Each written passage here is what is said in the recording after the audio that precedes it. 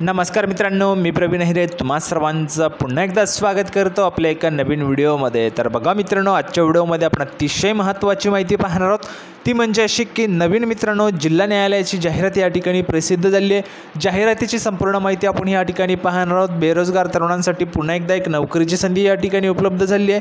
संपूर्ण जाहिरात सविस्तररित्या पाहणार आहोत। कशा पद्धतीने तुम्हाला अर्ज करता येणार आहे, किती पदसंख्या आहे, काय शैक्षणिक पात्रता लागणार आहे, संपूर्ण माहिती या व्हिडिओच्या माध्यमातून जाणून घेणार आहोत। त्या अगोदर तुम्हाला सूचना आहे, जर तुम्ही व्हिडिओवर नवीन असाल तर व्हिडिओला लाईक करा, व्हिडिओला जास्तीत जास्त शेअर करा, चॅनलला सबस्क्राइब केलं नसेल तर लवकरात लवकर चॅनलला देखील सबस्क्राइब करून घ्यायचं आहे। तर बघा, जिल्हा न्यायालयाची नवीन जाहिरात प्रसिद्ध झाली आहे। ऑफिशियल जाहिरातवर आपण या ठिकाणी जाऊया आणि संपूर्ण माहिती ऑफिशियली जाणून घेऊया।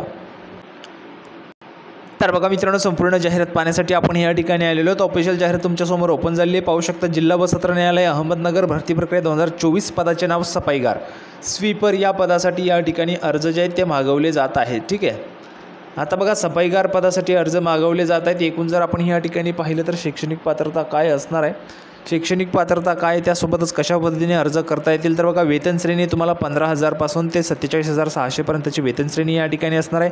सफाईगार पदासाठी अर्ज असणार आहेत। ऑफलाईन पद्धतीने तुम्हाला अर्ज करायचे, तुम्ही स्पीड पोस्टद्वारे किंवा मग RPAD म्हणजेच रजिस्ट्रीकृत नोंदणीकृत बँकेद्वारे सुद्धा या ठिकाणी अर्ज करू शकतात। अर्ज कशा पद्धतीने पाठवायचे, तर बघा, दिनांक 24 एप्रिल 2024 रोजी सायंकाळी 6 वाजेपर्यंत तुमचा अर्ज जो आहे त्या ठिकाणी पोहोचला पाहिजे, अशा रीतीने तुम्हाला पाठवायचा आहे। ठीक आहे, आता बघा ह्या ठिकाणी संपूर्ण माहिती काय दिलेली आहे। तर बघा, जाहिरात प्रसिद्धीचा दिनांक आहे 8 एप्रिल 2024।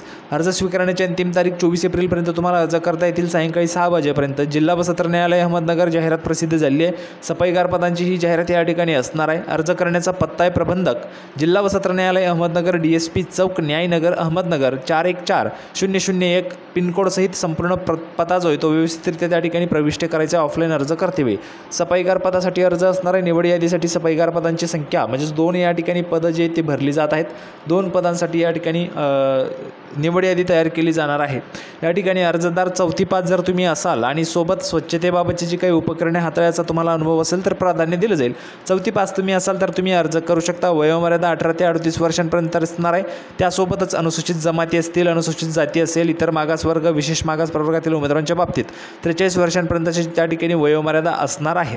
ठीक आहे, तुम्हाला ऑफलाईन पद्धतीने अर्ज करायचे आहे। पदाची वेतन श्रेणी काय असणार आहे, 15,000 पासून ते 47,600 पर्यंत तुम्हाला अधिक नियमानुसारचे जे काही जे भत्ते असतील ते तुम्हाला त्या ठिकाणी दिले जातील। अशा पद्धतीने अर्ज तुम्हाला ऑफलाईन पद्धतीने करायचा आहे। अर्ज करतेवेळी संपूर्ण अर्ज तुम्हाला भरायचे आहे। 2 चारित्र्याचे दाखले तुम्हाला या ठिकाणी जोडायचे आहेत। चारित्र्याचे दाखले कशा पद्धतीने जोडायचे ते सुद्धा तुम्हाला या ठिकाणी सांगितलं जाईल।